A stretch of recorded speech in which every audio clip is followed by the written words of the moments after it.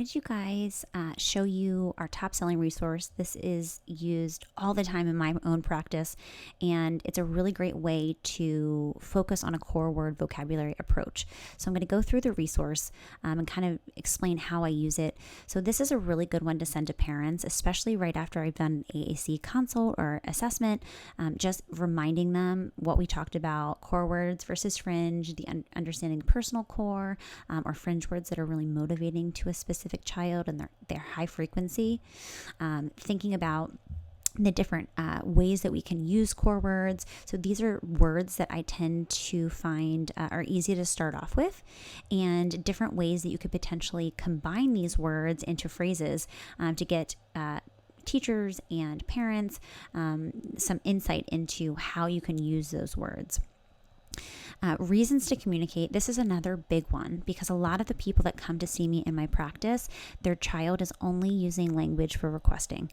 And we use language for so many other reasons beyond just asking for the things that we want. And so this is a really helpful handout to give, just explaining, we use language for a variety of reasons. So we need to start incorporating some of these into our therapy.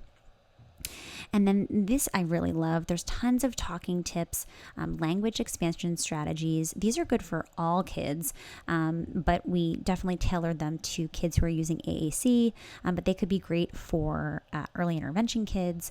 They're basically lots of different ways that you can facilitate language and communication. So there's lots of these. Then we separate core words by activity. So really fun, motivating activities. What are some different core words that you can use for these?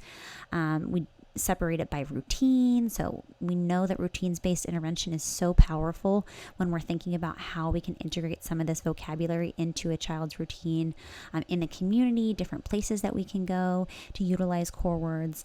I love this tracking sheet. So this is really simple and straightforward, but oftentimes I'll have parents fill this sheet out before they see me next so I can get an idea as to what words they used, the level of prompting that was needed, and if the child's starting to say them spontaneously or not.